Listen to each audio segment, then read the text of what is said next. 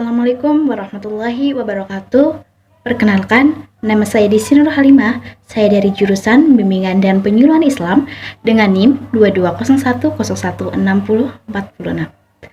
Tujuan saya membuat video ini adalah untuk memenuhi tugas ujian akhir semester mata kuliah Media BK. Di dalam video ini saya akan membahas mengenai bagaimana sih cara mengelola emosi. Nah, perlu diketahui bahwasanya emosi itu tidak hanya meluapkan rasa amarah saja, namun emosi itu bisa emosi senang, sedih. Nah, di video kali ini saya akan membahas pengertian jenis-jenis emosi dan bagaimana cara mengelola emosi. Yang pertama itu ada pengertian emosi.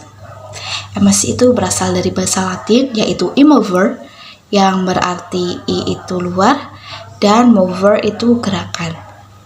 Dan ada juga yang mengatakan emosi itu berasal dari kata I yang memiliki arti energi dan motion itu getaran. Jadi dapat disimpulkan bahwa emosi itu merupakan suatu gerakan, getaran, dan energi yang dapat kita rasakan ataupun yang dapat kita lihat. Jadi emosi adalah respon kita atau reaksi kita terhadap kejadian yang menimpa kita. Contohnya nih, saya sedang jalan sendirian. Nah, dalam situasi yang sepi, tidak ada orang. Kemudian saya mendengar tertawa dari perempuan, entah dari mana itu asalnya. Respon saya merasa sangat ketakutan karena kejadian yang menimpa saya atau kejadian yang saya alami. Jadi saya merasa sangat takut dan respon saya itu adalah berlari karena saya menghindari bahaya yang akan terjadi. Jadi emosi itu tidak hanya rasa amarah saja, jadi emosi itu bisa dari rasa ketakutan karena kita itu merasakan apa yang kita rasakan terhadap suatu kejadian yang menimpa kita.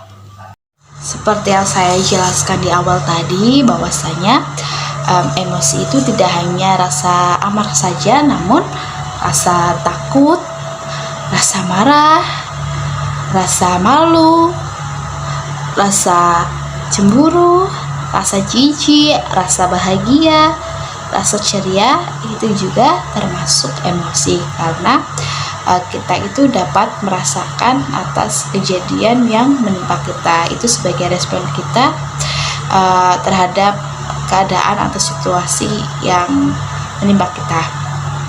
Yang pertama itu ada emosi takut. Situasi apa sih yang menyebabkan kita takut? Nah, yang seperti contoh tadi, situasi bahaya atau kegelapan. Nah, itu bisa menyebabkan rasa takut atau emosi takut. Yang kedua itu ada rasa marah. Rasa amarah apa sih penyebabnya? Nah, penyebab rasa amarah itu ketika kita dihina. Ketika kita dihina nih oleh seseorang, pasti kita akan merasa sangat marah, merasa sangat jengkel atas ucapan seseorang yang kita dengar, yang kita rasakan. Tuh. Dan selanjutnya ada rasa sedih. Situasi apa sih? Apa sih yang menyebabkan kita menjadi sedih? Apa ya? Nah, yang menyebabkan kita menjadi sedih itu karena adanya kehilangan sesuatu atau kehilangan orang yang kita sayang, kehilangan benda, terus sesuatu yang menjadi buruk yang kita harapkan menjadi baik, tapi malah menjadi buruk. Nah, sehingga membuat kita itu menjadi merasa sedih. Yang selanjutnya itu ada malu. Situasi apa sih yang membuat kita malu? Yang pertama itu ketika kita direndahkan dan ketika kita mendapatkan pujian. Ini situasi yang berbeda ya. Nah, ketika kita direndahkan, kita ditertawakan, kita dipermalukan, pastinya kita akan merasa malu akan diri kita sendiri. Malu kenapa ya? Kok orang-orang bisa mengejek kita, menghina kita, merendahkan kita, mempermalukan kita? Apakah ada yang salah dengan diri kita? Yang selanjutnya itu adalah malu karena dipuji. ketika kita mendapatkan pujian, pastinya kita akan merasa senang dan merasa tersipu malu dengan pujian yang diucapkan oleh orang lain, sehingga situasi ini membuat kita merasa senang sekaligus malu. Yang selanjutnya itu ada cemburu. Kapan sih kita merasa cemburu? Nah, cemburu ini bisa ketika kita itu iri dengan orang lain. Kenapa? Karena orang lain itu lebih bisa dari kita, atau ketika orang lain itu memberi sesuatu kita merasa iri atau merasa cemburu. Selain itu juga ketika kita dengan pasangan kita lebih memperhatikan temannya sehingga membuat kita cemburu. Yang selanjutnya itu ada jijik. Misalnya nih, kita ketika berada di situasi ketika kita bertemu dengan orang yang tidak kita sukai. Nah, kita pasti akan merasa sangat kesal, mungkin ya bisa jadi jijik. Nah, jijik ketika kita mendengarkan kata-kata yang tidak mungkin menurut kita kurang bermutu sehingga menyebabkan kita ilfeel dengan orang tersebut. Selanjutnya itu ada bahagia. Situasi apa sih yang menyebabkan kita itu menjadi bahagia? Nah, ketika pekerjaan kita telah selesai, tugas kita itu telah mencapai tujuan yang kita inginkan, pastinya kita akan merasakan emosi kebahagiaan karena kita telah mencapainya sesuai harapan kita, sesuai apa yang kita targetkan, sehingga akan membuat kita menjadi bahagia. Nah, yang selanjutnya itu ada emosi cinta. Saat kapan sih kita merasakan emosi cinta ini?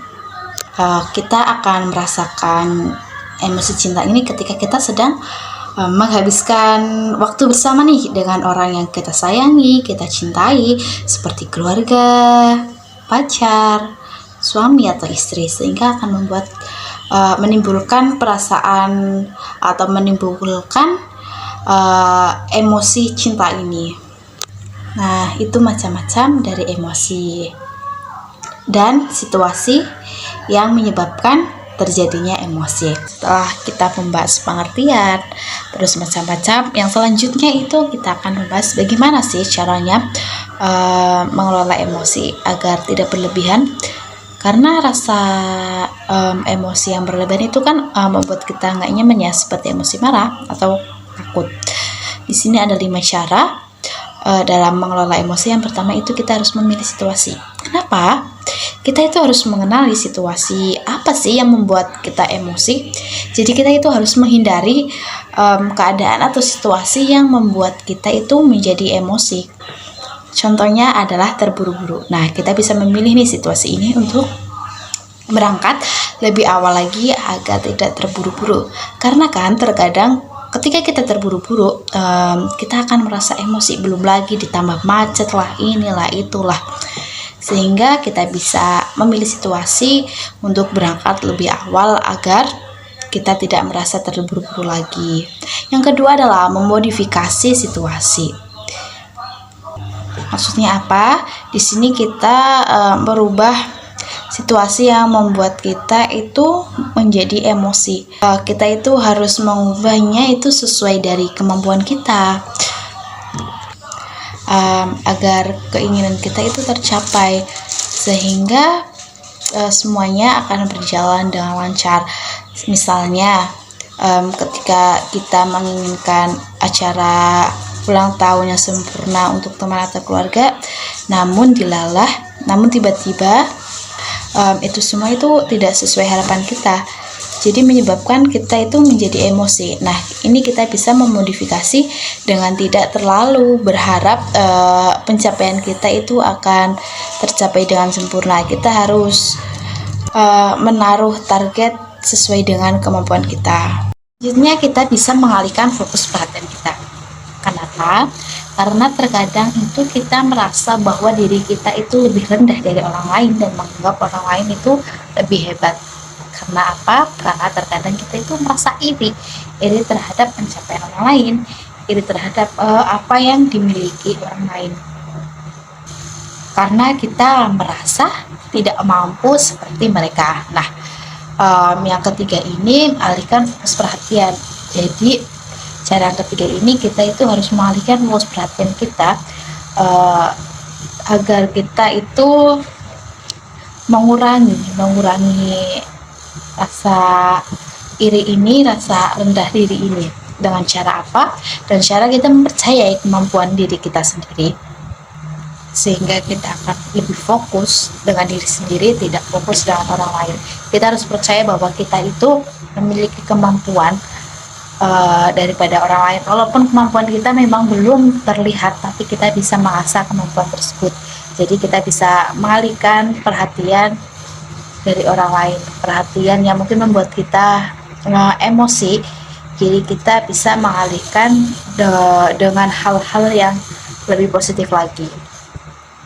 Maka dari itu kita harus menikmati setiap proses yang kita lalui, karena walaupun prosesnya gagal, tapi kita bisa menikmati hasilnya di kemudian hari, dan kita dapat belajar dari proses yang telah kita lalui. Yang itu adalah ubah pemikiran. Kita itu tidak bisa mengubah situasi yang akan terjadi, tapi kita itu bisa mengubah pikiran kita sendiri. Misalnya ini, kita sedih karena nggak bisa nonton bioskop. Nah, kita bisa mengubah pikiran kita atau mengatasi ini dengan menonton di rumah, menonton melalui Netflix. Nah, jadi kita bisa mengubah pikiran, kita bisa menonton di mana aja dan kapan saja, di mana saja, kapan saja, di waktu kapan saja, tidak sesuai terjadwal kayak di bioskop. Jadi kita bisa mengatasi kesedihan tersebut yang gagal, yang nggak bisa nonton di bioskop, jadi bisa nonton di rumah, sehingga akan mendatangkan kegembiraan. Yang terakhir itu adalah rubah respon. Jika keempat pendekatan di atas itu tidak berhasil dalam mengontrol emosi, langkah terakhir ini mungkin bisa menjadi cara ya. Misalnya nih, jantung kita ini akan berdetak lebih kencang ketika kita itu mendapati situasi yang tidak menyenangkan atau situasi yang membuat kita marah. Nah, kita itu bisa perlahan-lahan menarik nafas, hembuskan dengan menutup mata dan menenangkan diri bahwa semuanya akan baik-baik saja. Apabila kita merasa tenang,